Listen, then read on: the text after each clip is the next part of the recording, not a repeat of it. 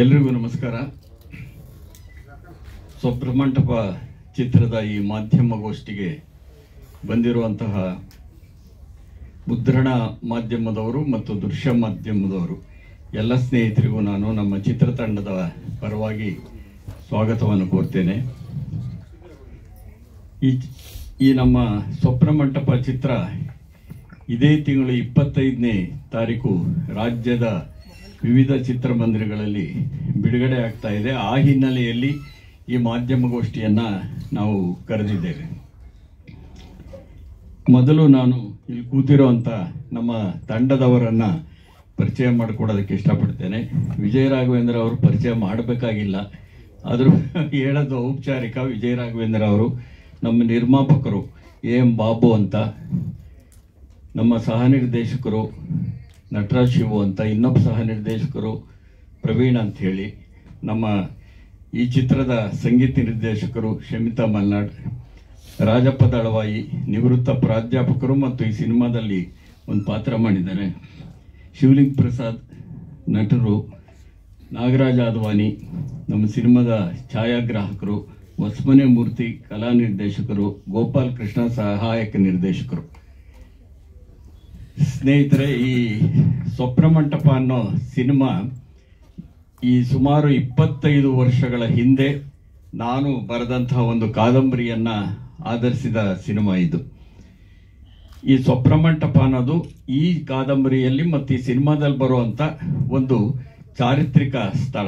ಈ ಸಿನಿಮಾದ ಒಟ್ಟು ಆಶಯ ಏನು ಅಂತ ಅಂದರೆ, ನಮ್ಮ ಪಾರಂಪರಿಕ ಸ್ಥಳಗಳನ್ನು ನಾವು ರಕ್ಷಣೆ ಮಾಡಬೇಕು ಅನ್ನೋದು ಈ ಸಿನಿಮಾದ ಬಹಳ ಮುಖ್ಯವಾದಂತಹ ಆಶಯ. ಈ ಸಿನಿಮಾದ ನಾಯಕ ಇತಿಹಾಸವನ್ನು ವ್ಯಾಸಂಗ ಮಾಡಿದಂಥವರು, ಈ ಸಿನಿಮಾದ ನಾಯಕಿ ಸಮಾಜ ವಿಜ್ಞಾನವನ್ನು ಅಧ್ಯಯನ ಮಾಡಿ ಹಳ್ಳಿಗೆ ಒಬ್ಬ ಮೇಡಮ್ ಆಗಿ ಬರ್ತಕ್ಕಂಥವ್ರು. ಆ ಊರಲ್ಲಿ ಒಂದು ಸ್ವಪ್ರಮಂಟಪ ಅಂತ ಹಳೆಯ ಒಂದು ಸ್ಮಾರಕ ಇರುತ್ತೆ. ಆ ಹಳೆಯ ಸ್ಮಾರಕ ಇದೆಯಲ್ಲ, ಅದು ಯಾಕೆ ಬಂತು, ಯಾಕೆ ಸ್ವಪ್ರಮಂಟಪ ಅಂತ ಹೆಸರಿಟ್ಟರು ಅದಕ್ಕೆ ಅನ್ನೋದನ್ನ ಚಿತ್ರದ ನಾಯಕ ಆ ಸಿನಿಮಾದಲ್ಲಿ ಹೇಳ್ತಾ ಹೋಗ್ತಾರೆ. ಆ ಹೇಳ್ತಾ ಹೋದಾಗಲೇನೆ ಆ ಹಿಂದಿನ ಕತೆ ತೆರೆದುಕೊಳ್ಳುತ್ತೆ. ನೀವೀಗ ನೋಡಿದಾಗ ರಾಜ ರಾಣಿ ಇತ್ಯಾದಿ ಎಲ್ಲ ಬರ್ತಾರಲ್ಲ, ಆ ಕಥೆಗಳೆಲ್ಲ ಬರ್ತಾ ಹೋಗುತ್ತೆ. ಆ ಸಂದರ್ಭದ ಒಳಗಡೆ ಚಿತ್ರದ ನಾಯಕ ಒಂದು ಪಾತ್ರದ ಜೊತೆ ಗುರುತಿಸ್ಕೊತಾರೆ, ನಾಯಕಿ ಇನ್ನೊಂದು ಪಾತ್ರದ ಜೊತೆ ಗುರುತಿಸ್ಕೊಳ್ತಾರೆ. ಹೀಗಾಗಿ ವಿಜಯ ರಾಘವೇಂದ್ರ ಮತ್ತು ರಂಜಿನಿ ರಾಘವನ್ ಅವರು ದ್ವಿಪಾತ್ರದಲ್ಲಿ ಈ ಸಿನಿಮಾದಲ್ಲಿ ಅಭಿನಯಿಸಿದ್ದಾರೆ. ಅಂದರೆ ಈ ಕಾಲದ ಒಂದು ಸಾಮಾಜಿಕ ಬದುಕಿನ ವಿನ್ಯಾಸಗಳು, ಹಿಂದಿನ ಕಾಲದ ಚಾರಿತ್ರಿಕ ಸಂದರ್ಭದ ಒಂದು ಸ್ಮಾರಕಕ್ಕೆ ಸಂಬಂಧಪಟ್ಟಂತಹ ಕಥಾನಕ, ಇವೆರಡೂ ಸೇರಿದಂತಹ ಒಂದು ಕತೆ ಸ್ವಪ್ರಮಂಟಪ. ಯಾವುದೇ ಸ್ವಪ್ರಮಂಟಪ ಅಂತ ಒಂದು ಸ್ಮಾರಕ ಇರುತ್ತೆ, ಅದನ್ನು ರಾಜ ವಿಹಾರಕ್ಕಾಗಿ ಮಾಡ್ಕೊಂಡಿರ್ತಾನೆ. ಯಾಕೆ ಸ್ವಪ್ರಮಂಟಪ ಅಂತ ಹೆಸರು ಬಂತು? ಆ ರಾಜನ 2ನೇ ಹೆಂಡತಿಗೆ ಅಲ್ಲಿಗೆ ಬಂದಾಗ ಅನೇಕ ಕನಸುಗಳನ್ನು ಕಟ್ಕೊಳ್ಳುವಂಥ ಒಂದು ಮಾನಸಿಕ ಸ್ಥಿತಿ ಬರ್ತಾ ಇರುತ್ತೆ. ಆಕೆಗೆ ಮತ್ತು ರಾಜನ ನಡುವೆ ಅಂತ ಒಳ್ಳೆ ಸಂಬಂಧ ಇರೋದಿಲ್ಲ. ಯಾಕೆಂದರೆ ವಯಸ್ಸಿನ ಅಂತರ ಇರುತ್ತೆ, ಯುದ್ಧದಲ್ಲಿ ಗೆದ್ದು ಬಂದಿರ್ತಾನೆ ಅದನ್ನು. ಹಾಗಾಗಿ ಈ ಸ್ವಪ್ರಮಂಟಪ ಇದೆಯಲ್ಲ, ಇದನ್ನು ನಾಶ ಮಾಡಿ ಅದನ್ನು ಒಂದು ಕಂಪನಿಗೆ ಕೊಡಬೇಕು ಇಡೀ ಜಾಗವನ್ನ ಅಂತ ಕೆಲವರು ಹುನ್ನಾರ ಮಾಡ್ತಾರೆ. ಆ ಸಂದರ್ಭದ ಒಳಗಡೆ ಚಿತ್ರದ ನಾಯಕ ಮತ್ತು ನಾಯಕಿ ಇಬ್ಬರೂ ಸೇರಿ ಜನಗಳನ್ನು ಜಾಗೃತಿ ಮಾಡಿ ಆ ಸ್ವಪ್ರಮಂಟಪವನ್ನು ಒಂದು ಪಾರಂಪರಿಕ ಸ್ಥಳ ಇದಿರಬೇಕು ಅಂತ ರಕ್ಷಿಸಿಕೊಳ್ತಾರೆ. ಇದು ಕಥೆಯ ಒಂದು ಸ್ಥೂಲವಾದಂತಹ ಹಂದ್ರ ಇದು. ಈ ಅಂದರೆ ನಮ್ಮಲ್ಲಿ ಇದನ್ನು ನಾನು ಬರೆದಾಗ ಜಾಗತೀಕರಣ ಕಾಲಿಟ್ಟ ಕಾಲ ಅದು. ಆ ಜಾಗತೀಕರಣ ಕಾಲಿಟ್ಟ ಕಾಲದ ಒಳಗಡೆ ಈ ಮುಕ್ತ ಆರ್ಥಿಕ ಪದ್ಧತಿಯಿಂದ ಏನೆಲ್ಲ ಆಯಿತು ಅಂತ ಹೆಚ್ಚು ವಿವರಿಸಬೇಕಾಗಿಲ್ಲ. ಆಗ ಕಂಪ್ನಿಗಳು ಬಂದವು, ಅವು ಬರಬಾರದು, ಬರಬೇಕು ಇತ್ಯಾದಿ ಚರ್ಚೆ ಇಲ್ಲಿ ಬೇಡ. ಆದರೆ ನಮ್ಮ ಚಾರಿತ್ರಿಕ ಪ್ರಜ್ಞೆ ಇದೆಯಲ್ಲ, ಅದನ್ನು ನಾವು ಉಳಿಸ್ಕೊಳ್ಬೇಕು, ಪಾರಂಪರಿಕ ಸ್ಥಳಗಳನ್ನು ಉಳಿಸ್ಕೊಳ್ಬೇಕು ಅನ್ನುವಂಥ ಆಶಯವನ್ನು ಇಟ್ಕೊಂಡಿರೋ ಇದರಲ್ಲಿ ಇನ್ನೊಂದು ಪ್ರಜ್ಞೆ ಇದೆ, ಅದು ಮಹಿಳಾ ಪ್ರಜ್ಞೆ. ಅದು ಈ ಚಿತ್ರದ ನಾಯಕಿಯ ಮುಖಾಂತರ ಮತ್ತು ಹಿಂದಿನ ಕಥಾನಕದಲ್ಲಿ ಬರುವಂತಹ 2ನೇ ಹೆಂಡತಿ, ರಾಜನ ಹೆಂಡತಿ 2ನೇ ಹೆಂಡತಿ ಮುಖಾಂತರ ಬರುತ್ತೆ. ಹೀಗಾಗಿ ಮಹಿಳಾ ಪ್ರಜ್ಞೆ ಮತ್ತು ಚಾರಿತ್ರಿಕ ಅಥವಾ ಇತಿಹಾಸದ ಪ್ರಜ್ಞೆ ಇವೆರಡೂ ಸೇರ್ಕೊಂಡಿರುವಂಥ ಒಂದು ಎರಡನ್ನು ಸೇರಿಸಿರುವಂಥ ಮಿಲನಗೊಂಡಿರ್ತಕ್ಕಂಥ ಒಂದು ಕಥಾನಕವನ್ನು ಇದ್ರ ಮುಖಾಂತರ ನಾವು ಕೊಡ್ತಿದ್ದೇವೆ ಮತ್ತು ಇದನ್ನು ಸಾಧ್ಯವಾದಷ್ಟು ಜನಗಳಿಗೆ ಹೆಚ್ಚು ತಲುಪಬೇಕು ಅನ್ನುವಂಥ ಶೈಲಿಯಲ್ಲಿಯೇ ನಾನು ನಿರೂಪಿಸ್ತಾ ಬಂದಿದ್ದೇನೆ. ನಾನು ಕಲಾತ್ಮಕ ಚಿತ್ರಗಳ ಹೆಸರನ್ನು ಹೇಳ್ಕೊಂಡು ಬಂದಾಗಲೂ ಸಹ ನನ್ನ ಮೊದಲ ಚಿತ್ರದಿಂದಲೂ ನಾನು ಹಾಡುಗಳನ್ನು ಬಳಸಿದ್ದೇನೆ. ವಿಶೇಷವಾಗಿ ನನ್ನ ಎಲ್ಲ ಚಿತ್ರಗಳಲ್ಲೂ ಮುಖ್ಯವಾಹಿನಿಯ ಅನೇಕ ಕಲಾವಿದರು ವಿಜಯ ರಾಘವೇಂದ್ರ ಅವರೆಗೆ ಶಿವರಾಜ್ ಕುಮಾರಿಂದ ಹಿಡಿದು ಭಾಗವಹಿಸಿದ್ದಾರೆ. ಹಾಗಾಗಿ ನಮ್ಮ ಸಿನಿಮಾ ಇದೆಯಲ್ಲ ಅದು ಜನಗಳಿಗೆ ಮುಟ್ಟಬೇಕು ಅನ್ನೋದು ಬಹಳ ಮುಖ್ಯವಾದ್ದು. ಈ ಸಿನಿಮಾ ಮಾಡುವಾಗ ನಾನು ಅಗತ್ಯವಾಗಿ ನಮ್ಮ ನಿರ್ಮಾಪಕರನ್ನ ಜ್ಞಾಪಿಸ್ಕೊಳ್ಬೇಕು. ನಾನು ಸಾಮಾನ್ಯವಾಗಿ ಏನು ಮಾಡ್ತೀನಿ ಅಂದರೆ ಯಾರಾದ್ರೂ ನಿರ್ಮಾಪಕರು ಬಂದಾಗ ಸಂಭಾವನೆ ಕೇಳೋದಿಲ್ಲ, ಸ್ವಾತಂತ್ರ್ಯ ಕೇಳ್ತೀನಿ. ನೀವು ಸ್ವಾತಂತ್ರ್ಯ ಕೊಡೋದಾದ್ರೆ ಮಾತ್ರ ನಾನು ಸಿನಿಮಾ ಮಾಡ್ತೀನಿ ಅಂತ. ಆ ಎಲ್ಲ ಸ್ವಾತಂತ್ರ್ಯವನ್ನು ಅವರು ಕೊಟ್ಟಿದ್ದಾರೆ. ಮತ್ತು ವಿಜಯ ರಾಘವೇಂದ್ರ ಅವರು ಬಹಳ ಸೊಗಸಾಗಿ ಅಭಿನಯಿಸೋದಷ್ಟಲ್ಲ, ಸೊಗಸಾಗಿ ಸಹಕಾರ ನೀಡಿದ್ದಾರೆ. ಈ ಮುಖ್ಯವಾಹಿನಿ ಕಲಾವಿದರುಗಳು ಸಹಕಾರ ನೀಡೋದಿದೆಯಲ್ಲ ಅದೊಂದು ವಿಶೇಷ ಅಂತಲೇ ನಾನು ಭಾವಿಸ್ಕೊಂಡಿದ್ದೇನೆ. ತುಂಬ ಸಹಕಾರ ನೀಡಿದ್ದಾರೆ, ಚೆನ್ನಾಗಿ ಅದ್ಭುತವಾಗಿ ಅಭಿನಯ ಮಾಡಿದ್ದಾರೆ. ರಂಜನಿ ರಾಘವನ್ ಸಹ ಅವರು ಬರಬೇಕಾಗಿತ್ತು ಇವತ್ತು. ರಂಜನಿ ರಾಘವನ್ ಅವರು ನಿರ್ದೇಶಕರಾಗಿರೋದ್ರಿಂದ ಅವ್ರ ಚಿತ್ರದ ಚಿತ್ರೀಕರಣದಲ್ಲಿ ತೊಡಗಿರೋದ್ರಿಂದ ಬರೋಕ್ಕಾಗ್ತಾ ಇಲ್ಲ. ನಮ್ಮ ಎಲ್ಲ ಕಲಾವಿದರು ತಂತ್ರಜ್ಞರು ನನಗೆ ನೀಡಿರುವಂತಹ ಸಹಕಾರವನ್ನು ಈ ಸಂದರ್ಭದಲ್ಲಿ ಜ್ಞಾಪಿಸ್ಕೊಳ್ತಾ, ಮಾಧ್ಯಮದ ಮಿತ್ರರು ನಮ್ಮ ಸಿನಿಮಾಕ್ಕೆ ಇಲ್ಲಿವರೆಗೆ ಬಹುಶಃ ನಾನು ಪತ್ರಿಕಾಗೋಷ್ಠಿ ಮಾಡಿ ಅಭ್ಯಾಸ ಇರೋನಲ್ಲ, ನಿಜ ಹೇಳೋದಾದ್ರೆ ಮಾಧ್ಯಮಗೋಷ್ಠಿ ಮಾಡಿ ಇರೋನಲ್ಲ. ನಾನು ಸುಧೀಂದ್ರ ವೆಂಕಟೇಶ್ ಅವ್ರಿಗೆ ಒಂದಷ್ಟು ಸುದ್ದಿ ಕಳಿಸ್ತೀನಿ, ಅವ್ರ ಪತ್ರಿಕೆ ಕಳಿಸ್ತಾರೆ. ಪತ್ರಿಕೆಗಳಲ್ಲಿ ದೃಶ್ಯ ಮಾಧ್ಯಮದಲ್ಲಿ ಸಾಕಷ್ಟು ಪ್ರಚಾರವನ್ನು ಕೊಡ್ತಾ ಬಂದಿದ್ದಾರೆ. ನನ್ನನ್ನು ಒಂದು ನಿರ್ದೇಶಕ ಅಂತ ಸ್ಥಿರಗೊಳಿಸುವಂತಹ ಪ್ರೋತ್ಸಾಹವನ್ನು ಕೊಟ್ಟಿರೋ ನಿಮಗೆಲ್ಲ ನನ್ನ ಕೃತಜ್ಞತೆಗಳನ್ನು ಮೊದಲು ಅರ್ಪಿಸ್ತಾ, ಒಂದು ಎರಡು ವಿಷಯ ಸಿನಿಮಾ ದಾಟಿ ಅಥವಾ ಸಿನಿಮಾಗೆ ಸಂಬಂಧಪಟ್ಟಂತೆ ಹೇಳಬೇಕು ಅಂತ ಅನಿಸುತ್ತೆ ಈ ಸಂದರ್ಭದಲ್ಲಿ.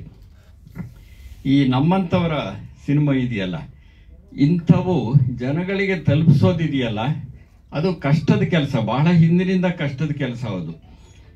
ಆ ಕಷ್ಟದ ಕೆಲಸ ಯಾಕೆ ಆಗ್ತಾ ಇದೆ? ಈಗ ಮಲ್ಟಿಪ್ಲೆಕ್ಸ್ಗಳಲ್ಲಿ ನಾವು ಇದನ್ನು ಬಿಡುಗಡೆ ಮಾಡ್ತೀವಿ ಅಂದರೆ ಕನ್ನಡ ಚಿತ್ರಗಳಿಗೆ ಸೂಕ್ತ ಸಮಯನೇ ಸಿಗೋದಿಲ್ಲ, ಅಂಥ ಸಂದರ್ಭದಲ್ಲಿದ್ದೇವೆ. ಅದರ ಪ್ರವೇಶ ದರ ಬೇರೆ ಜಾಸ್ತಿ, ಅದನ್ನು ಕಡಿಮೆ ಮಾಡ್ತೀವಿ ಅಂತ ಮುಖ್ಯಮಂತ್ರಿಗಳು ನಾನೇ ಒಂದು ಸಮಾರಂಭದಲ್ಲಿ ನಾನೇ ಪ್ರಸ್ತಾಪ ಮಾಡಿದಾಗ ಅದನ್ನು ಒಪ್ಕೊಂಡಿದ್ರು. ಈಗ ಮಾಡಿದ್ದಾರೆ, ಆದರೆ ಜಾರಿಗೆ ಬಂದಿಲ್ಲ. ಅದು ಒಂದು ಕಡೆ. ಇನ್ನೊಂದು, ಈ ರೀತಿಯ ಚಿತ್ರಗಳನ್ನು ಜನಗಳಿಗೆ ತಲುಪಿಸ್ಬೇಕಾದ್ರೆ ನಾವು ನಗರಗಳಲ್ಲಿ ಇರ್ತಕ್ಕಂಥ ಬರೀ ಮಲ್ಟಿಪ್ಲೆಕ್ಸ್ಗಳನ್ನು ನಂಬ್ಕೊಂಡಿದ್ರೆ ಸಾಲದು. ಹೀಗಾಗಿ ನಾನೇನು ಮಾಡಿದೆ, ನನ್ನ ನಿರ್ದೇಶನದ ಅನೇಕ ಸಿನಿಮಾಗಳನ್ನು ಸಮುದಾಯದತ್ತ ಸಿನಿಮಾ ಎನ್ನುವ ಪರಿಕಲ್ಪನೆಯಲ್ಲಿ ಚಿತ್ರಯಾತ್ರೆಯನ್ನು ಮಾಡಿ ರಾಜ್ಯದ 100 ಊರುಗಳಲ್ಲಿ ಅದರ ಪ್ರದರ್ಶನ ಮಾಡಿದ್ವಿ. ಅಂದರೆ ಮೊದಲೇ ನಮ್ಮ ಸ್ನೇಹಿತರು ಕೂಪನ್ ಮಾಡಿ ಅದನ್ನು ಮಾರಾಟ ಮಾಡಿ ಹೇಗೆ ಇಲ್ಲಿ ಚಿತ್ರಮಂದಿರದಲ್ಲಿ ಬಿಡುಗಡೆ ಆಗುತ್ತೋ ಹಾಗೆ ನಾನು ಪರ್ಯಾಯ ಬಿಡುಗಡೆ ಅಂತಲೇ ಒಂದು ಮಾಡಿದ್ದುಂಟು. ಇದು ಆ ಪರ್ಯಾಯ ಬಿಡುಗಡೆಯ ಮುಖಾಂತರವಾಗಿ ಈ ರಾಜ್ಯದ ಅನೇಕ ಊರುಗಳಿಗೆ ನಮ್ಮ ಸಿನಿಮಾಗಳನ್ನು, ನನ್ನ ನಿರ್ದೇಶನ ಸಿನಿಮಾಗಳನ್ನು ನಾವು ತಲುಪಿಸಿದ್ದೇವೆ. ಅದರ ಬಗ್ಗೆ ಚರ್ಚೆ ಮಾಡಿದ್ದೇವೆ. ಅದು ಎಲ್ರಿಗೂ ಎಲ್ಲ ಕಾಲಕ್ಕೂ ಸಾಧ್ಯವಾಗುವಂಥದ್ದು ಅಲ್ಲ ಅದು. ಆದರೆ ಈ ಸಿನಿಮಾಕ್ಕೆ ನಮ್ಮ ನಿರ್ಮಾಪಕರು ಮನಸ್ಸು ಮಾಡಿ ಬಿಡುಗಡೆಯ ಭಾಗ್ಯವನ್ನು, ಈ ಭಾಗ್ಯಗಳ ಸಂದರ್ಭದಲ್ಲಿ ಇದೀವಲ್ಲ ನಾವು, ಹಾಗಾಗಿ ನನ್ನ ಸಿನಿಮಾಕ್ಕೂ ಇವಾಗ ಇದೊಂದು ಮುಖ್ಯ ಚಿತ್ರಮಂದಿರಗಳಲ್ಲಿ ಬಿಡುಗಡೆಯ ಭಾಗ್ಯ ದೊರಕ್ತಾ ಇದೆ. ಆದರೆ ಸರ್ಕಾರ ಏನು ಮಾಡಬೇಕು ಅಂತ ಅಂದರೆ ಮಿನಿ ಚಿತ್ರಮಂದಿರಗಳನ್ನು ನಿರ್ಮಾಣ ಮಾಡಬೇಕು ಅನ್ನೋದು ಬಹಳ ದಿನಗಳ ನನ್ನ ಒತ್ತಾಯ. ಇದನ್ನು ಒಂದು ಸಮಾರಂಭದಲ್ಲಿ ಮುಖ್ಯಮಂತ್ರಿಗಳ ಎದುರಿಗೇನೆ ನಾನು ಭಾಷಣ ಮಾಡ್ತಾ ಹೇಳಿದಾಗ ಬಹಳ ಸ್ಪಷ್ಟವಾಗಿ ಅವರು ಆಶ್ವಾಸನೆ ಕೊಟ್ಟರು, ಈ ಬಜೆಟ್ಗಿಂತ ಮುಂಚೆ ಮಾಡೇ ಮಾಡ್ತೀವಿ ಅಂತ. ನನ್ನ ಒತ್ತಾಯ ಏನಾಗಿತ್ತು ಅಂದರೆ, ಬಹಳ ಹಿಂದೆ ಈ ಮಿನಿ ಚಿತ್ರಮಂದಿರ, ಜನತಾ ಚಿತ್ರಮಂದಿರ ಅಂತ ಕರೀತಿದ್ರು, ಮಾಡೋದಾದ್ರೆ ಸರ್ಕಾರ 50 ಲಕ್ಷ ರೂಪಾಯಿ ಸಹಾಯಧನ ಕೊಡುತ್ತೆ, ಉಳಿದಿದ್ದು ನೀವು ಹಾಕ್ಕೊಂಡು ಮಾಡಬಹುದು ಖಾಸಗಿಯವರು ಅಂತ ಹೇಳಿದ್ರು. ಅದು ಜಾರಿಗೆ ಬರೋಕೆ ಆಗಲೇ ಇಲ್ಲ.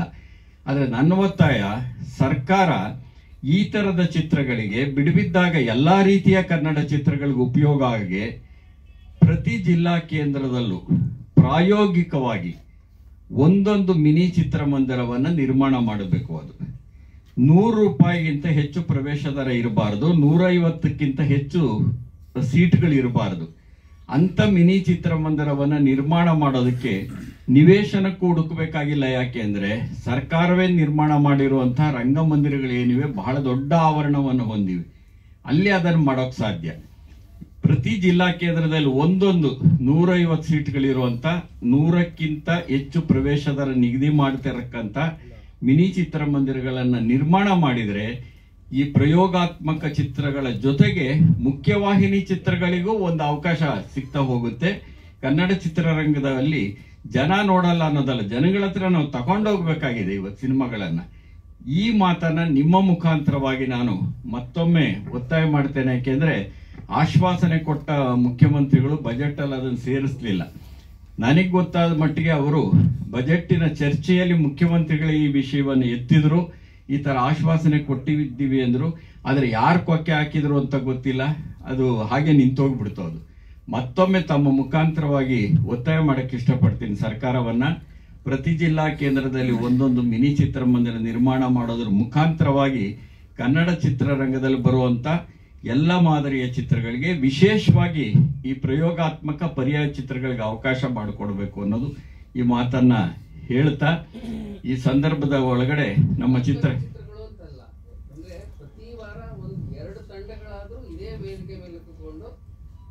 ಅದೇ ನಾನು ಕಲಾತ್ಮಕ ಚಿತ್ರಗಳಿಗೆ ಆದ್ಯತೆಯನ್ನ ಕೊಡ್ತಾ ಎಲ್ಲ ರೀತಿಯ ಚಿತ್ರಗಳು ಅಂತ ಹೇಳಿದೆ. ಆಮೇಲೆ ನಾನು ವ್ಯಾಪಾರಿ ಅನ್ನೋ ಪದ ಬಳಸಲ್ಲ, ಮುಖ್ಯವಾಹಿನಿ ಚಿತ್ರಗಳು ಅಂತಲೇ ಕರಿತೀನಿ. ಎಲ್ಲ ಚಿತ್ರಗಳು ಕನ್ನಡ ಸಿನಿಮಾಗಳು, ಒಬ್ಬೊಬ್ಬರು ಒಂದೊಂದು ಶೈಲಿಲಿ ಮಾಡ್ತಾರೆ. ಕಲಾತ್ಮಕ ಚಿತ್ರ ಮಾಡ್ತಿದ್ದೀವಿ ಅಂತ ಹೇಳಿ ನಾವು ಮುಖ್ಯವಾಹಿನಿ ಚಿತ್ರಗಳಿಗೆ ವಿರೋಧ ಮಾಡಬೇಕಾಗಿಲ್ಲ. ಮುಖ್ಯವಾಹಿನಿ ಚಿತ್ರಗಳು ಒಂದು ಉದ್ಯಮಕ್ಕೆ ಅನುಕೂಲ ಮಾಡಿಕೊಡುತ್ತವೆ. ಎಲ್ಲೆಲ್ಲಿ ಬಂಡವಾಳ ತೊಡಗುತ್ತೋ ಅದೆಲ್ಲವನ್ನೂ ಉದ್ಯಮವೇನೇನೆ. ನಿಮಗೂ ಗೊತ್ತು, ನಾನು 30 ವರ್ಷದಿಂದ ಸಿನಿಮಾ ಅನ್ನೋದೊಂದು ಕಲೋದ್ಯಮ ಅಂತ ಲೇಖನ ಬರೆದಿದ್ದೆ. ಕೇವಲ ಕಲೆಯೂ ಅಲ್ಲ, ಕೇವಲ ಉದ್ಯಮವೂ ಅಲ್ಲ, ಕಲೋದ್ಯಮ. ಬಂಡವಾಳ ತೊಡಗಿದ ಕಡೆ ಇಲ್ಲಿ ಚಿಕ್ಕ ಬಂಡವಾಳ ತೊಡಗಿಸ್ತೀವಿ, ಅಲ್ಲಿ ದೊಡ್ಡ ಬಂಡವಾಳ ತೊಡಗಿಸ್ತಾರೆ.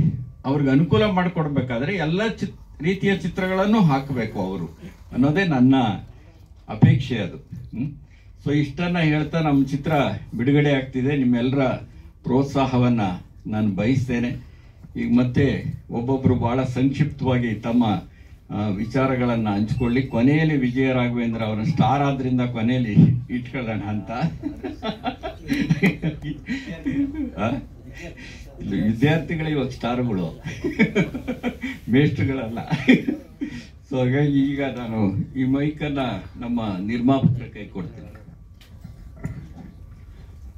ಎಲ್ರಿಗೂ ನಮಸ್ಕಾರಗಳು.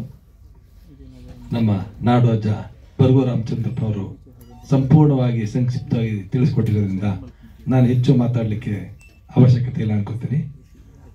ನಮ್ಮ ಸಂಸ್ಥೆಯಿಂದ ಮುಂದೇನೂ ಕೂಡ ಒಳ್ಳೆಯ ಚಿತ್ರಗಳನ್ನ ಮಾಡಬೇಕು ಅಂತ ತೀರ್ಮಾನ ತಗೊಂಡಿದ್ದೀವಿ.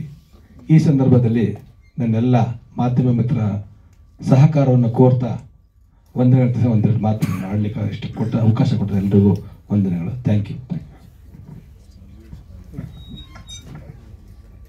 ಸಂಗೀತ ನಿರ್ದೇಶಕಿ ಶಮಿತಾ ಮಲ್ನಾಡ್ ಅವರು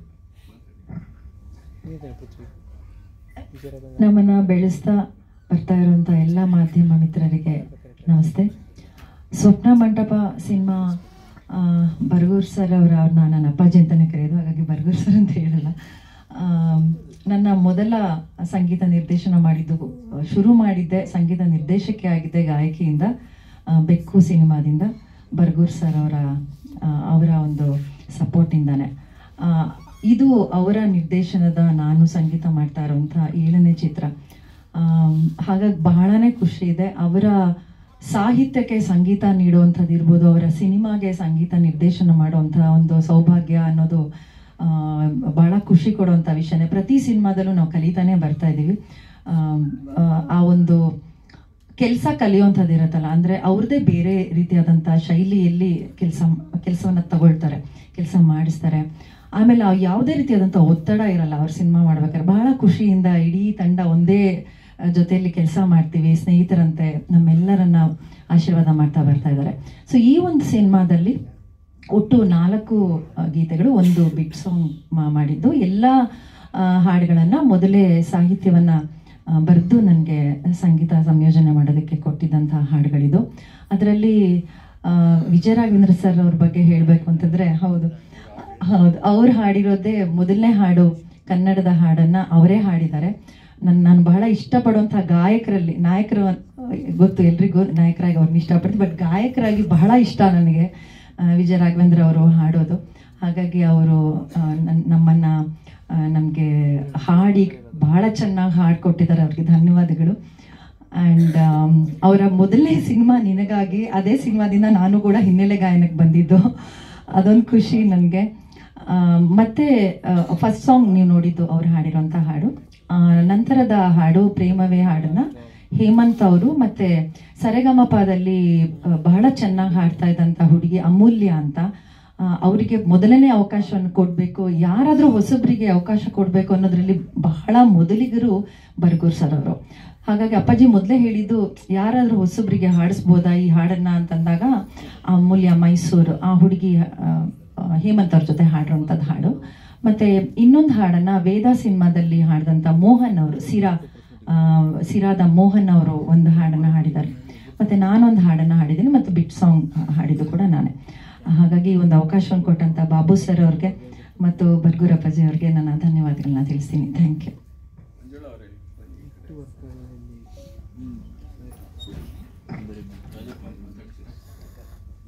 ರಾಜಪ್ಪ ತಳವೈ. ಎಲ್ರಿಗೂ ನಮಸ್ಕಾರ. ನಾನು ಈ ಚಿತ್ರದಲ್ಲಿ ಚಂಡೇರಾಯ ಅನ್ನುವಂಥ ಒಬ್ಬ ಮುದಿ ರಾಜನ ಪಾತ್ರವನ್ನು ಮಾಡಿದ್ದೀನಿ. ನಾನು ಎಲ್ಲೋ ಒಂದು ದಿವಸ ಇರ್ಬೋದು ಶೂಟಿಂಗ್ ಅಂತ ಹೋದೆ. ಬರ್ಗೂರ್ ಅವರು ಸುಮಾರು 8-10 ದಿವಸ ಶೂಟಿಂಗ್ ಮಾಡಿದ್ರು. ಆಮೇಲೆ ಗೊತ್ತಾಯಿತು ನನಗೆ ಇದು ಭಾಳ ಮುಖ್ಯವಾದ ಪಾತ್ರ ಅಂತ. ನನ್ನ ಹೆಂಡತಿ ನನ್ನನ್ನು ಬೈದದ್ದು ಕಡಿಮೆ, ಆದರೆ ಇದರಲ್ಲಿ ಭಾಳ ಚೆನ್ನಾಗಿ ಬಯಸಿದ್ದಾರೆ ನಿರ್ದೇಶಕರು ನನ್ನ ಹೆಂಡತಿ ಕಡೆಯಿಂದ. ಸ್ತ್ರೀವಾದವನ್ನು ಭಾಳ ಅರ್ಥಪೂರ್ಣವಾಗಿ ಬರ್ಗೂರ್ ಅವರು ಈ ಪಾತ್ರಗಳ ನಡುವೆ ಚರ್ಚೆ ಮಾಡಿದ್ದಾರೆ. ಹೆಣ್ಣು ಮಕ್ಕಳ ಮನಸ್ಸು ಮತ್ತು ಅವರ ಸಂವೇದನಾಶೀಲತೆಯ ಬಗ್ಗೆ ಗಂಡಸು ತಿಳಿಬೇಕಾಗಿರುವ ಅನೇಕ ವಿಷಯಗಳನ್ನು ಈ ಸಂಭಾಷಣೆಯಲ್ಲಿ ರೂಪಿಸಿದ್ದಾರೆ. ಇದು ನಾನು ಕರಡಿಪುರದಿಂದ ಅವ್ರ ಜೊತೆಯಲ್ಲಿ ಕೆಲಸ ಮಾಡ್ತಾ ಬಂದಿದ್ದೀನಿ. 1991ರಿಂದ ಸಿನಿಮಾದ ಜೊತೆಯಲ್ಲಿ ನಮ್ಮ ಪ್ರಯಾಣ ನಡೀತಾ ಇದೆ. ಭಾಳ ಭಿನ್ನವಾದ ಒಬ್ಬ ನಿರ್ದೇಶಕರು, ಸ್ವತಃ ಲೇಖಕರು ಮತ್ತು ತಾಂತ್ರಿಕವಾಗಿ ಕೂಡ ಸಮರ್ಥವಾಗಿ ಚಿತ್ರವನ್ನು ರೂಪಿಸುವ ಬರ್ಗೂರ್ ಅವ್ರ ಜೊತೆಯಲ್ಲಿ ಕೆಲಸ ಮಾಡೋದೇ ಒಂದು ಸಂತೋಷದ ವಿಷಯ. ಈ ಸಿನಿಮಾ ನನಗೆ ಸ್ವಲ್ಪ ಹೆಚ್ಚಿನ ಸ್ಕೋಪನ್ನು ಕೊಟ್ಟಿದೆ. ಅದಕ್ಕಾಗಿ ನಾನು ತುಂಬ ಸಂತೋಷದಲ್ಲಿದ್ದೇನೆ. ಎಲ್ರಿಗೂ ಇಂತಹ ಒಂದು ಅವಕಾಶಕ್ಕಾಗಿ ಎಲ್ರಿಗೂ ನಮಿಸಿ ನಾನು ಮಾತನ್ನು ಮುಗಿಸ್ತೀನಿ. ನಮಸ್ಕಾರ. ನಾಗರಾಜ್ ಆದ್ವಾನಿ. ಎಲ್ಲರಿಗೂ ನಮಸ್ಕಾರ. ಮೇಸ್ಟರ್ ಫಸ್ಟ್ ಸಿನಿಮಾ ಕ್ಷಾಮ ಅಂತ ಮಾಡಿದ್ದೆ ನಾನು. ಅಲ್ಲಿಂದ ಇಲ್ಲಿ 14 ಸಿನಿಮಾ ಮಾಡಿದ್ದೆ. ಅವ್ರದ್ದು 24 ಸಿನಿಮಾ ಆಗಿದೆ, ನಾನು 14 ಸಿನಿಮಾ ಆಗಿದೆ. ಸೊ ಪ್ರತಿ ಸಿನಿಮಾದಲ್ಲೂ ಒಂದೊಂದು ಹೊಸದು ಕಲಿತಾ ಹೋಗ್ತೀವಿ ನಾವು. ಸೊ ಇದನ್ನು ಎಲ್ಲರಿಗೂ ನೋಡ್ಬೇಕಂತೇಳಿ ನಾನು ವಿನಂತಿ ಮಾಡ್ಕೊಳ್ತೀನಿ.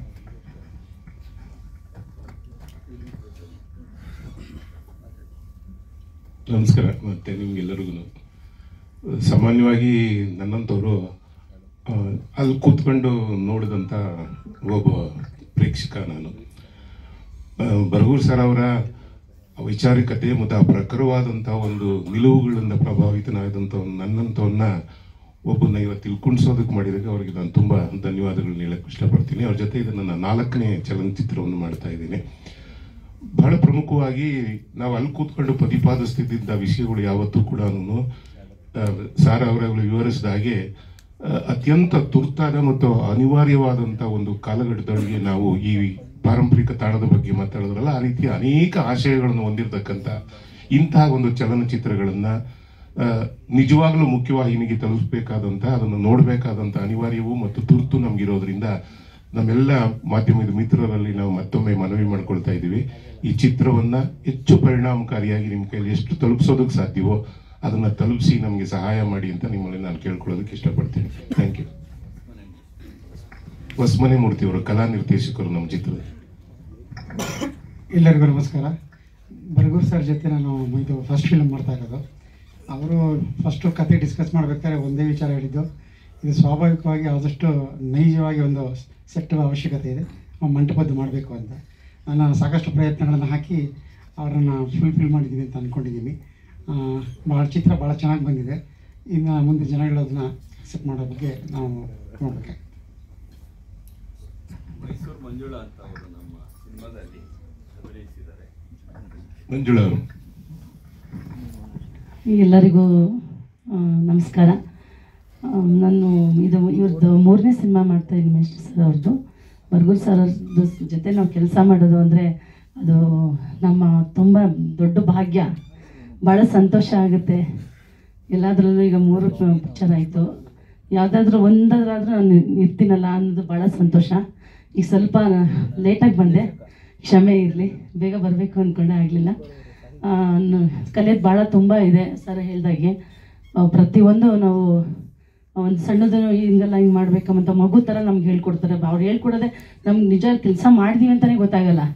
ನೀರು ಕುಡ್ದಂಗೆ ಇರುತ್ತೆ, ಆಟ ಆಡ್ಕೊಂಡು ಗೊತ್ತೇ ಆಗಲ್ಲ. ನೋಡಿಕೊಂಡು ಹಿಂಗೆ ಸರ್ ಎಲ್ಲ ಒಟ್ಟಿಗೆ ಕುಣಿಸ್ತಾರೆ ಊಟಕ್ಕೆ, ಭೇದ ಭಾವ ಇಲ್ಲ. ಭಾಳ ತುಂಬ ಖುಷಿಯಾಗುತ್ತೆ. 25ನೇ ತಾರೀಕು ಈ ಸಿನಿಮಾ ರಿಲೀಸ್ ಆಗ್ತಾಯಿದೆ. ತುಂಬ ದೊಡ್ಡ ಮಟ್ಟದಲ್ಲೇ ಮಾಡಿದ್ದಾರೆ, ತುಂಬ ಚೆನ್ನಾಗಿದೆ ಸಿನಿಮಾ. ನೀವೆಲ್ಲ ಇದನ್ನು ತುಂಬ ಚೆನ್ನಾಗಿ ಪ್ರಚಾರ ಮಾಡಿ ನಮಗೊಂದು ಗೆಲುವು ತಂದು ಕೊಡಬೇಕು ಅಂತ ಕೇಳ್ಕೊತೀನಿ. ಈ ಪಿಕ್ಚರ್ ನನಗೆ ಅವಕಾಶ ಕೊಟ್ಟಿದ್ದಕ್ಕೆ ತುಂಬ ಹೃದಯದ ಧನ್ಯವಾದಗಳನ್ನ ಇಡೀ ಟೀಮ್ಗೂ ತಿಳಿಸ್ತೀನಿ. ಅಷ್ಟೇ.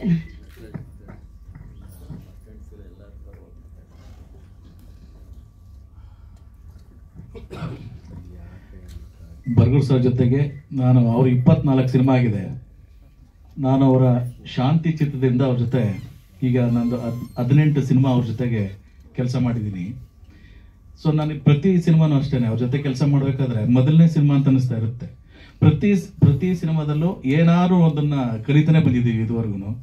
ಅವರ ಸಾಹಿತ್ಯ, ಹಾಡುಗಳು ಮತ್ತೆ ಅವರ ಬೇರೆ ಬೇರೆ ವಿಷಯಗಳನ್ನ ಇವಾಗ ಏನು ಮಾತಾಡಕ್ಕೆ ಗೊತ್ತಾಗ್ತಿಲ್ಲ ನನಗೂ.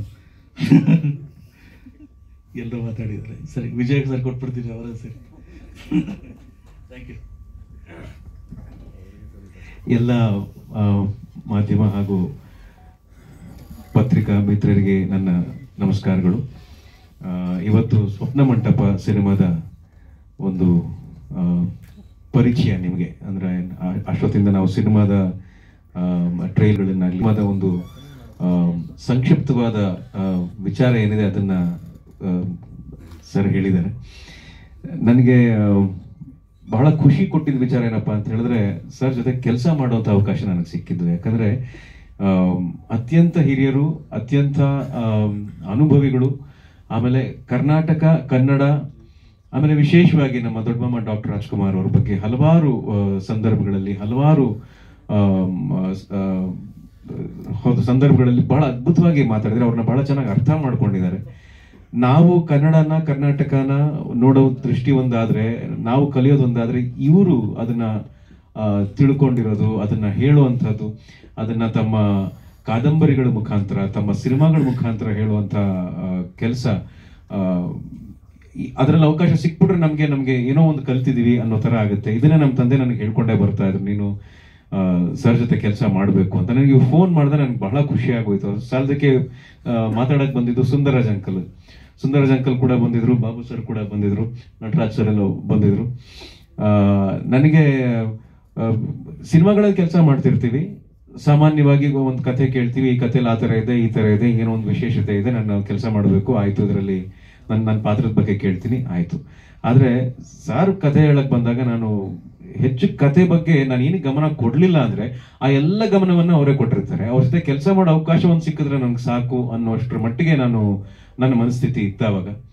ಯಾಕಂದ್ರೆ ಈ ಸಿನಿಮಾದಲ್ಲೂ ಕೂಡ ಅವರೇ ಹೇಳಿದ ಹಾಗೆ ಸ್ಮಾರಕಗಳು, ಈ ಚಾರಿತ್ರಿಕ ಸ್ಮಾರಕಗಳು, ಆಮೇಲೆ ನಮ್ಮ ಚರಿತ್ರೆ ಏನಿದೆ, ಇವಾಗ ಎಷ್ಟೋ ವಿಚಾರಗಳಲ್ಲಿ ನಮ್ಗೆ ನಮ್ಮ ಬೇರು ಸುಮ್ಮನೆ ಹಾಗೆ ಕಿತ್ಕೊಂಡು ಹೋಗುವಂತ ಪರಿಸ್ಥಿತಿ ಬಂದಿದೆ.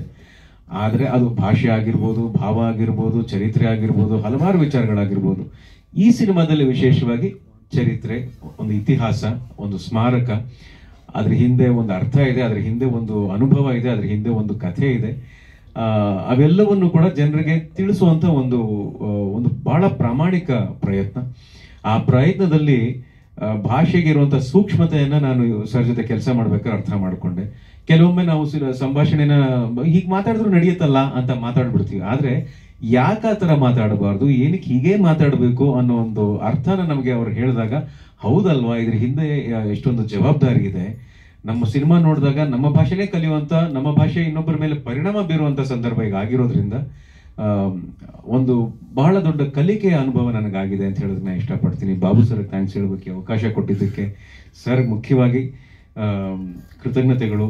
ಆಮೇಲೆ ಶಮಿತಾ ಮೇಡಮ್ ಥ್ಯಾಂಕ್ಸ್, ನನಗೆ ಹಾಡುವಂಥ ಅವಕಾಶ ಕೊಟ್ಟಿದ್ದಾರೆ. ಬಹಳ ಚೆನ್ನಾಗಿ ಹಾಡಿಸಿದ್ದಾರೆ. ನಾನು ಹಾಡಿದ್ದೀನಿ ಅಂತ ಹೇಳಿದ್ರೆ ತಪ್ಪಾಗ್ಬಿಡುತ್ತೆ, ಯಾಕಂದ್ರೆ ಕನ್ನಡದ ಬಗ್ಗೆ ಹಾಡಬೇಕು ಅಂತ ಹೇಳಿದ್ರೆ ಅದಕ್ಕೆ ಒಂದು ಹೆಮ್ಮೆ ನನಗೆ ಭಾಸವಾಗುತ್ತೆ. ಇವತ್ತು ಕನ್ನಡದ ಬಗ್ಗೆ ನಾನು ಒಂದು ಮೊದಲನೇ ಹಾಡು ಹಾಡ್ತಾ ಇದ್ದೀನಿ ಅನ್ನೋ ಒಂದು ಖುಷಿ ನನಗಿದೆ.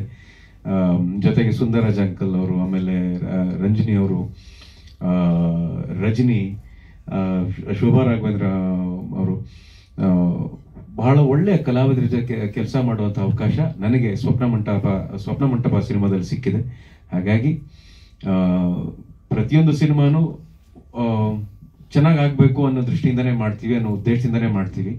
ಆದರೆ ಬಹಳ ಕೆಲವು ಸಿನಿಮಾಗಳು ಒಂದು ಉದ್ದೇಶ ಬಹಳ ಮುಖ್ಯವಾಗಿರುತ್ತೆ. ಈ ಸಿನಿಮಾನ ನಾನು ಜನರಿಗೆ ತಲುಪಿಸ್ಬೇಕು, ಇದರಿಂದ ನಾನು ಏನೋ ಹೇಳಕ್ ಪ್ರಯತ್ನ ಪಡ್ತಿದ್ದೀನಿ ಅಂತ ಆ ಉದ್ದೇಶವನ್ನು ಇಟ್ಕೊಂಡಿರೋರು ಬರಗೂರು ರಾಮಚಂದ್ರಪ್ಪ ಸರ್. ಸೊ ಹೀಗಾಗಿ ನಾನು ಅವ್ರಿಗೆ ಸಕಲ ಗೌರವವನ್ನು ಕೊಡ್ತಾ, ನಿಮಗೂ ಕೂಡ ಸಕಲ ಗೌರವವನ್ನು ಕೊಡ್ತಾ ಈ ಮಾತನ್ನ ಹೇಳ್ತಾ ಇದ್ದೀನಿ. ಈ ಸಿನಿಮಾನ ಆದಷ್ಟು ಜನರಿಗೆ ತಲುಪಿಸುವಂತ ಪ್ರಯತ್ನ ಮಾಡಿದ್ರೆ ಈ ಸಿನಿಮಾಗೆ ಖಂಡಿತ ಒಳ್ಳೇದಾಗುತ್ತೆ. ಸಿನಿಮಾ ಮೂಲಕ ನಮ್ಮಂತಹ ಕಲಾವಿದರಿಗೆ, ತಂತ್ರಜ್ಞರಿಗೆ ಒಳ್ಳೇದಾಗುತ್ತೆ. ನಮಸ್ಕಾರ.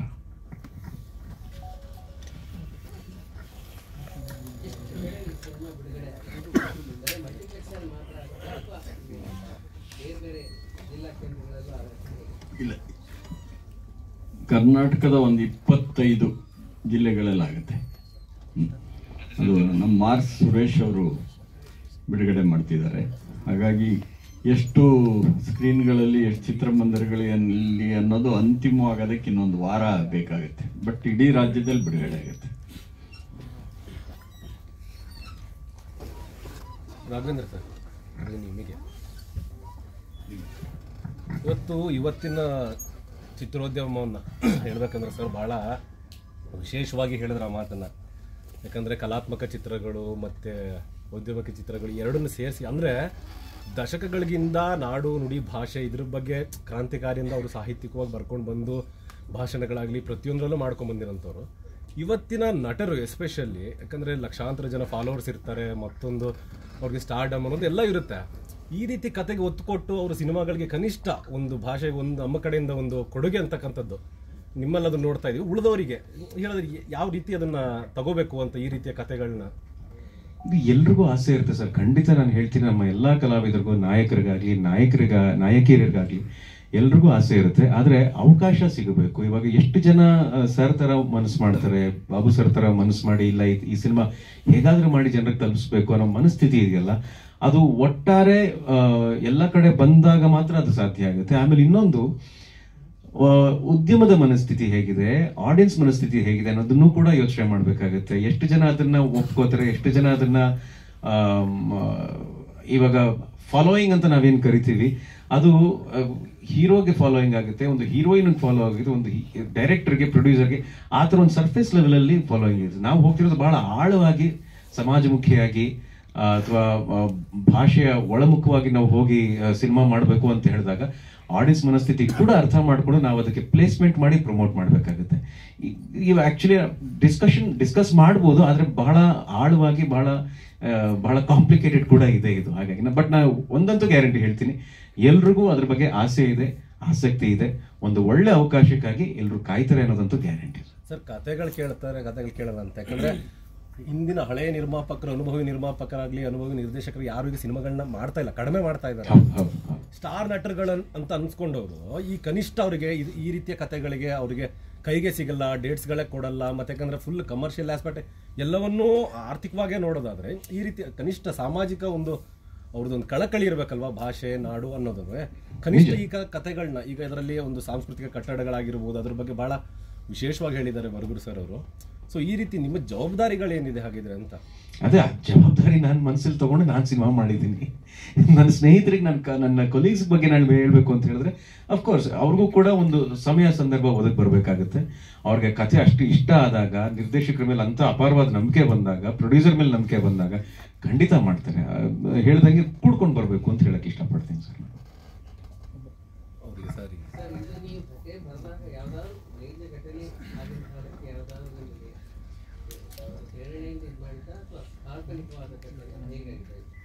ಇಲ್ಲ, ಇದರಲ್ಲಿ ರಾಜನ ಪ್ರಸ್ತಾಪ ಏನು ಬರುತ್ತೆ ಅದು ಕಾಲ್ಪನಿಕವೇನೇನೆ. ಆದರೆ ಇದನ್ನ ನಾನು ಕಾಲ್ಪನಿಕ ವಾಸ್ತವತೆ ಅಂತ ಕರೆಯಕ್ಕೆ ಇಷ್ಟಪಡ್ತೀನಿ. ಅದರಲ್ಲೊಂದು ವಾಸ್ತವ ಇರುತ್ತೆ. ಎನಿ ಸ್ಮಾರಕ ಆಗ್ಬೋದು, ಅದು ಯಾವುದೇ ಸ್ಮಾರಕ ಆಗ್ಬೋದು ಅದು. ಹಾಗಾಗಿ ಆ ಕಥಾನಕ ರಾಜನ್ ಬರೋದು ಕಾಲ್ಪನಿಕ, ಆದರೆ ಆ ಸಂದರ್ಭದ ಒಳಗಡೆ ಇವತ್ತು ನೀವು ಗಮನಿಸ್ಬೋದು, ಇದು ಚರ್ಚೆ ಎಲ್ಲ ಬೇರೆ ಕಡೆ ಹೋಗ್ಬಿಡುತ್ತೆ. ನಮ್ಮ ಸಿನಿಮಾ ಚರ್ಚೆ ಬಿಟ್ಟು ಅನ್ನೋ ಕಾರಣಕ್ಕೆ ಪ್ರಸ್ತಾಪ ಮಾಡಲಿಲ್ಲ. ಇವತ್ತು ಬೇರೆ ಬೇರೆ ಕಂಪನಿಗಳಿಗೆ ಏನಾಗ್ತಿದೆ ಅಂದರೆ ರೈತರ ಭೂಮಿ ಹೋಗ್ತಾ ಇರುತ್ತೆ. ಹಾಗೇನೇನೆ ಎಷ್ಟೋ ಸಾರಿ ಇದು ಉತ್ತಮವಾದ ಸ್ಮಾರಕವಾ ಅಲ್ವಾ ಏನೂ ನೋಡೋದಿಲ್ಲ. ಯಾವಾಗಲೂ ಏನು ಮಾಡುತ್ತೆ ಅಂದರೆ ಆರ್ಥಿಕತೆ, ಲಾಭ ನಷ್ಟಗಳೇ ಮುಖ್ಯವಾದ ಸಮಾಜದಲ್ಲಿ, ವ್ಯಾವಹಾರಿಕತೆಯೇ ಮುಖ್ಯವಾದ ಸಮಾಜದ ಒಳಗಡೆ ಈ ರೀತಿಯ ಒಂದು ಚಾರಿತ್ರಿಕ ಪ್ರಜ್ಞೆ ಇದೆಲ್ಲ ಅಮುಖ್ಯವಾಗ್ತಾ ಹೋಗುತ್ತವೆ ಅನ್ನುವಂಥ ಒಂದು ಆಶಯವನ್ನ ನಾನು ಹೇಳಬೇಕಾಗಿತ್ತು. ಆ ಥರದ ಘಟನೆಗಳು ಆಗ 1992 ಸುಮಾರಿನಲ್ಲಿ ಆರಂಭ ಆಗಿ ಆಗೋಕ್ ಶುರುವಾಗಿದ್ವು. ಒಟ್ಟಲ್ಲಿ ಭೂಮಿ ಸಿಕ್ಕಿದ್ರೆ ಸಾಕಪ್ಪ, ಯಾವುದೋ ನೆಲ ಸಿಕ್ಕಿದ್ರೆ ಸಾಕಪ್ಪ, ಕಂಪನಿ ಬಂದ್ರು ಸಾಕಪ್ಪ ಅಂತ. ಅದು ಬೇರೆ ಚರ್ಚೆನೇ ಆಗುತ್ತೆ, ಅದಕ್ಕೆ ಹೋಗಲ್ಲ. ಯಾಕೆಂದ್ರೆ ಸಿನಿಮಾ ಬಿಟ್ಟು ಇನ್ನೊಂದು ಚರ್ಚೆ ಆಗ್ಬಿಡುತ್ತೆ ಅದು.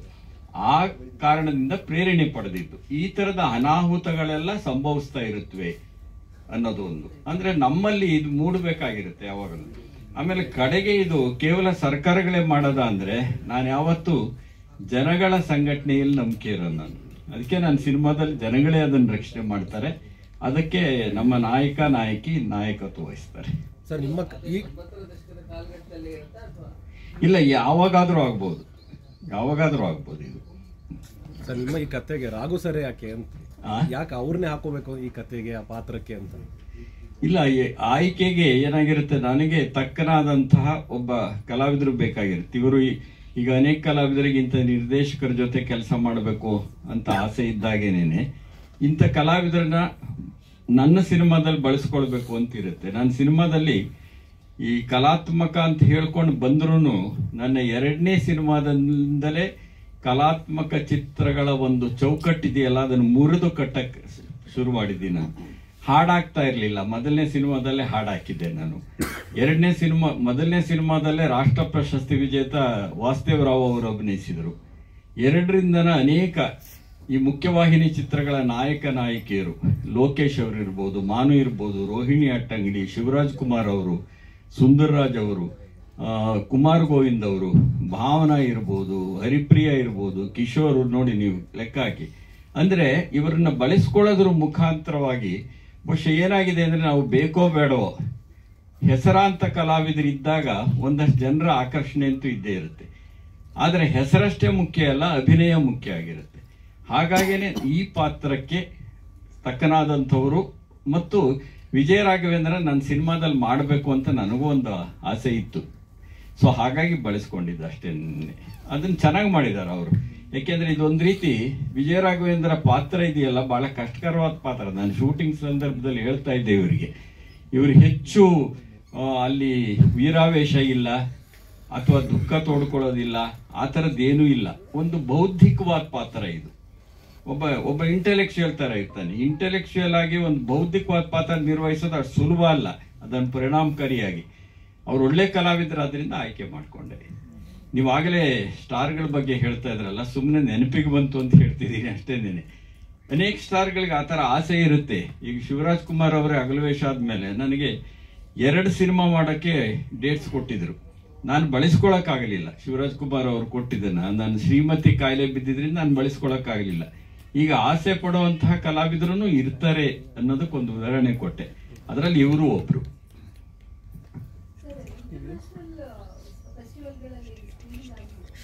ಆಗಿದೆ ಮೇಡಮ್. ಮೆಕ್ಸಿಕೋಕ್ಕೆ ಹೋಗಿದೆ, ಲಾಸ್ ಏಂಜಲೀಸ್ಗೆ ಹೋಗಿದೆ, ಹೊರಗಡೆ ಒಂದು 3 ಇದಕ್ಕೆ ಹೋಗಿದೆ. ಇಲ್ಲಿ ಬೆಂಗಳೂರು ಫಿಲಂ ಫೆಸ್ಟಿವಲ್ ಅಲ್ಲೂ ಪ್ರದರ್ಶನ ಕಂಡಿದೆ.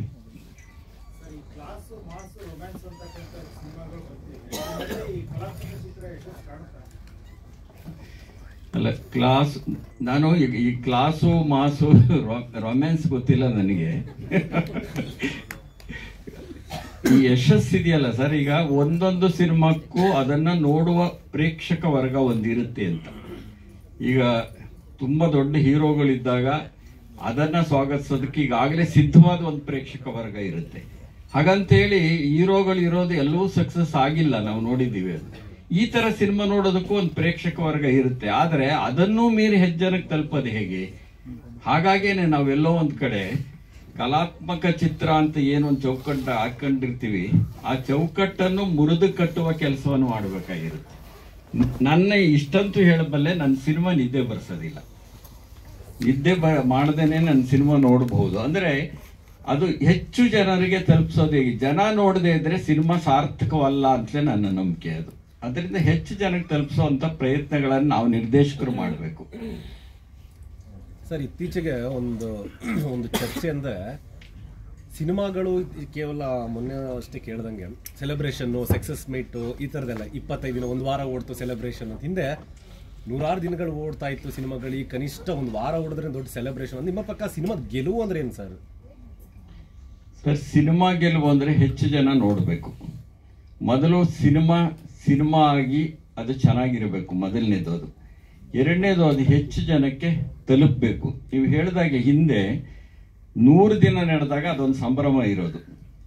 ಆದರೆ ಹಿಂದೆ ಸಿನಿಮಾಗಳು ಬಿಡುಗಡೆ ಆಗ್ತಿದ್ದ ಪದ್ಧತಿಗೂ ಈಗೂ ಬಹಳ ವ್ಯತ್ಯಾಸ ಆಗಿದೆ. ಆಗ ಒಂದು 25 ಚಿತ್ರಮಂದಿರಗಳ ಬಿಡುಗಡೆ ಆಗಿ ಅಕಸ್ಮಾತ್ 10 ಚಿತ್ರಮಂದಿರಗಳಲ್ಲಿ 100 ದಿನ ಓಡಿದ್ರೆ ಅವಾಗ ಸಂಭ್ರಮ ಪಡ್ತಾ ಇದ್ವಿ. ಈಗ 100, ಕೆಲವಂತೂ 1000 ಅಂತ ಹೇಳ್ತಾರೆ. ನನಗೆ ಗೊತ್ತಿಲ್ಲ, ಅಷ್ಟು ದೊಡ್ಡ ಲೆಕ್ಕ ಹಾಕೋನಲ್ಲ ನಾನು. ಹಾಗಾಗಿ 100 ಸ್ಕ್ರೀನು ಈಗೆಲ್ಲ ಬಿಡುಗಡೆ ಆಗಿ 3-4 ದಿವಸ ದುಡಿತು ಅಂತಾರೆ, ಅದು ಗೊತ್ತಿಲ್ಲ ನನಗೆ. ಆದ್ರೆ ಈಗ ಸಂಭ್ರಮ ಪಡೋದು ಏನಾಗಿದೆ ಅಂದ್ರೆ 10 ದಿವಸ ನಡೆದ್ರೆ ಸಂಭ್ರಮ ಪಡ್ತೀವಿ ಅಂತಂದ್ರೆ ಅಂತ ಸ್ಥಿತಿಲಿ ಇದೆ ನಮ್ಮ ಚಿತ್ರರಂಗ ಅಂತ ಅಷ್ಟೇನೇನೆ. ಕಡೆ ಪಕ್ಷ ಒಂದು ಚಿತ್ರರಂಗ ಹಣ ಗಳಿಸಿದ್ದೆಷ್ಟು ಇಷ್ಟು ಚಿತ್ರಮಂದಿರಗಳಲ್ಲಿ ಅಥವಾ ಸ್ಕ್ರೀನ್ಗಳು ಹೋಗಿ ಒಂದು 25 ದಿವಸ ನಡೆದಾಗ ಹಬ್ಬ 25 ದಿವಸ ಆಯ್ತಪ್ಪ ಅಂತ ಹೇಳಿ ಸಂಭ್ರಮ ಪಡ್ತಿದ್ದೀವಿ ಅಂದ್ರೆ ಅದರ ಅರ್ಥ ಎಲ್ಲೋ ಒಂದ್ ಕಡೆ ಒಂದು ಹಿನ್ನಡೆನೂ ಇದೆ ನಮ್ಮಲ್ಲಿ ಅಂತಲೇ ನಾನು ಭಾವಿಸ್ಕೊಂಡಿದ್ದೇನೆ. ಅಷ್ಟಕ್ಕೆ ಸಂಭ್ರಮ ಪಡೋ ಸ್ಥಿತಿ ಇದೆಯಲ್ಲ, ಇದನ್ನು ಕುರಿತು ಚರ್ಚೆ ನಡೀತಿಲ್ಲ ಅಂತ ನಾನು ಹೇಳೋದು. ನಾವು ದುಃಖ ಪಡ್ತಿದ್ದೀವಿ, ವಿಷಾದ ವ್ಯಕ್ತಪಡಿಸ್ತಿದ್ದೀವಿ. ಅದಕ್ಕೆ ಸಂಬಂಧಪಟ್ಟವ್ರು ಕೂತ್ಕೋಬೇಕು, ಯಾಕೆ ಹೀಗಾಗ್ತಿದೆ ಅಂತ ಕಾರಣಗಳು ಹುಡುಕ್ಬೇಕು. ಒಬ್ಬೊಬ್ಬರಿಗೆ ಒಂದೊಂದು ಅಭಿಪ್ರಾಯ ಇರುತ್ತೆ. ಈ ಚಲನಚಿತ್ರಕ್ಕೆ ಸಂಬಂಧಪಟ್ಟಂತ ವಿವಿಧ ವಿಭಾಗದ ಸಂಸ್ಥೆಗಳೇನಿವೆ, ಅದಕ್ಕೆ ತೊಡಗಿಸ್ಕೊಂಡಿರೋರೇನಿದೆ, ಅವರೆಲ್ಲ ಕೂತ್ಕೊಂಡು ಚರ್ಚೆ ಮಾಡಬೇಕು, ಸರ್ಕಾರನು ತೊಡಗಿಸ್ಕೊಳ್ಬೇಕು. ಅಂತ ಚರ್ಚೆಯಿಂದ ಮಾತ್ರ ಸಕ್ಸಸ್ ದಾರಿ ಯಾವುದು ಅಂತ ಗೊತ್ತಾಗ್ಬೋದು. ಕಡೆಗೆ ಸಿನಿಮಾ ಚೆನ್ನಾಗಿರ್ಬೇಕು, ಜನ ನೋಡ್ಬೇಕು, ಅದೇ ಸಕ್ಸಸ್. ಸರ್, ಹಿಂದೆ ಚಿತ್ರರಂಗ ದೊಡ್ಡ ದೊಡ್ಡ ಕಲಾವಿದರುಗಳದೆಲ್ಲ ಒಂದು ಹಿಡಿತಾ ಇತ್ತು, ಭಾಷೆ ಮತ್ತೆ ಇಲ್ಲಿನ ನಾಡು ಇದ್ರ ಬಗ್ಗೆ ಎಲ್ಲ. ಇತ್ತೀಚೆಗೆ ಕೆಲವೊಂದು ಈಗಾಗ ರಾಜಕಾರಣ, ನೀವು ಆಗ್ಲೇ ಹೇಳಿದ್ರಿ, ನಾನು ಸಿದ್ದರಾಮಯ್ಯನವ್ರಿಗೊಂದು ಮನವಿ ಕೊಟ್ಟಿದ್ದೆ, ಬಜೆಟ್ ಎಲ್ಲ ಆಯ್ತು, ಅದು ಎಲ್ಲಿವರೆಗೆ ಬಂತು ಇಲ್ಲ. ಮನವಿ ಅಲ್ಲ, ಒಂದು ಸಮಾರಂಭದಲ್ಲಿ ಕಲಾಕ್ಷೇತ್ರದಲ್ಲಿ ಎದುರುಗಡೆನೆ ಹೇಳಿದ್ದೆ. ಅದರ ಫಲವಾಗಿ 200 ರೂಪಾಯಿಗಳಿಗೆ ಮಲ್ಟಿಪ್ಲೆಕ್ಸ್ಗಳು ನಿಗದಿ ಮಾಡ್ತೀವಿ ಅಂದ್ರು, ಬಜೆಟ್ ಅಲ್ಲೂ ಬಂತದು. ಇನ್ನೊಂದು ಮಿನಿ ಚಿತ್ರಮಂದಿರದ ಬಗ್ಗೆನೂ ಅವರು ಅಲ್ಲೇ ಆಶ್ವಾಸನೆ ಕೊಟ್ಟಿದ್ರು, ಅದು ಆಗಲಿಲ್ಲ. ಅದಕ್ಕೆ ಕಾರಣ ಏನು ಅಂತ ಗೊತ್ತಿಲ್ಲ. ಮತ್ತೊಮ್ಮೆ ಅದಕ್ಕೆ ನಿಮ್ ಸಹಕಾರ ಕೇಳ್ತಿರೋದು ಅದೇ ಕಾರಣಕ್ಕಾಗಿ. ಹೇಳಿ ಸರ್. ಅದಕ್ಕೆ ನಿಮ್ಮ ಮಾತುಗಳನ್ನು ಕೇಳೋದು ಇಕ್ಕರಿಸುವಂಥದ್ದು. ಮತ್ತೊಂದು ಕಡೆ ಹೇಳ್ತಾರೆ ಸಿನಿಮಾ ರಂಗದವ್ರನ್ನ ನಟ್ಟು ಬೋಲ್ಟು ಟೈಟ್ ಮಾಡಬೇಕು ಅಂತೇಳಿ ಮೊನ್ನೆ ಒಂದು ಸಂಘಟನೆಯವರು ಕೂಡ ಹೇಳಿರುವಂಥದ್ದು. ಎಲ್ಲಿ ಸಿನಿಮಾ ರಂಗ ಅನ್ನೋದು ಇವತ್ತು ನಮ್ಮ ದಶಕಗಳ ಕಾಲ ಹೆಸರುವಾಗಿರುವಂಥದ್ದು ನಮ್ಮ ಚಂದನವನ, ಎಲ್ಲೋ ಒಂದು ಕಡೆ ಇಷ್ಟು ಕೆಳಮಟ್ಟದಲ್ಲಿ ಇಷ್ಟು ತಳಮಟ್ಟಕ್ಕೆ ಹೋಗಿರೋಂಥದ್ದು ಎಲ್ಲಿ ಲೋಪ ಆಗಿದೆ ಅಂತ. ಸರ್, ಅದೇ ಎಲ್ಲಿ ಲೋಪ ಆಗಿದೆ ಅನ್ನೋದನ್ನ ಕುರಿತಂತೆನೆ ನಾವುಗಳ ಆತ್ಮಾವಲೋಕನ ಮಾಡ್ಕೋಬೇಕಾಗಿದೆ. ಒಬ್ಬೊಬ್ಬರು ಒಂದೊಂದು ಕಾರಣ ಹೇಳ್ತಾರೆ. ಒಳ್ಳೆ ಸಿನಿಮಾ ಬರ್ತಿಲ್ಲ, ಬರೀ ಸಬ್ಸಿಡಿಗೆ ಸಿನಿಮಾ ಮಾಡ್ತಿದ್ದಾರೆ, ಹೆಚ್ಚು ಜನ ಬರ್ತಾರೆ, ಸುಮ್ಮನೆ ಸಂಖ್ಯೆ ಹೆಚ್ಚಾಗಿದೆ, ಕ್ವಾಲಿಟಿ ಅದ್ರ ಗುಣಮಟ್ಟ ಕಡಿಮೆ ಆಗಿದೆ ಅಂತ ಹೇಳುವಂಥವ್ರು ಇದ್ದಾರೆ. ಕೆಲವು ಸರಿ ಗುಣಮಟ್ಟ ಚೆನ್ನಾಗಿದೆ ಅಂತ ಹೇಳ್ಕೊಂಡು ಸಿನಿಮಾಗಳು ಹೆಚ್ಚು ದಿವಸ ನಡೆದೇ ಇರುವಂಥದ್ದಿದೆ. ಸೊ ಹಾಗಾದ್ರೆ ಇಷ್ಟು ಸಿನಿಮಾಗಳನ್ನ ತಡ್ಕೊಳ್ಳೋ ಅಂತ ಪ್ರೇಕ್ಷಕ ವರ್ಗ ನಮ್ಮಲ್ಲಿ ಇದೆಯಾ ಅನ್ನೋದು ಒಂದು ಪ್ರಶ್ನೆ ಇದೆ. ಈಗ 200-250 ಸಿನಿಮಾನ ನೋಡೋಷ್ಟು ಪ್ರೇಕ್ಷಕ ವರ್ಗ ಕನ್ನಡದಲ್ಲಿ ಇದೆಯಾ ಅಂತ ಪ್ರಶ್ನೆ. ಇದು ಸಾವಧಾನದಿಂದ ನಾವ್ಯಾರು ಚರ್ಚೆ ಮಾಡ್ತಿಲ್ಲ. ನಿಜ ಹೇಳೋದಾದ್ರೆ ನಾವು ಸಾವಧಾನದಿಂದ ಕೂತು ಇದರ ಕಾರಣಗಳು ಏನು, ಇದರ ದೋಷ ಎಲ್ಲಿದೆ, ಕೊರತೆ ಎಲ್ಲಿದೆ ಅನ್ನೋದನ್ನ ಚರ್ಚೆ ಮಾಡೋದ್ರ ಮುಖಾಂತರ ಪರಿಹಾರವನ್ನ ಕಂಡುಕೊಳ್ಬೇಕಾಗಿದೆ ಅಂತ ಅನ್ಸುತ್ತೆ. ನಟ್ಟು ಬೋಲ್ಟ್ಗೆ ನಾನು ಆಗಲೇ ಉತ್ತರ ಕೊಟ್ಟಿದ್ದೆ. ಓಕೆ ಸರ್, ಎಲ್ರಿಗೂ ಧನ್ಯವಾದ ಸರ್.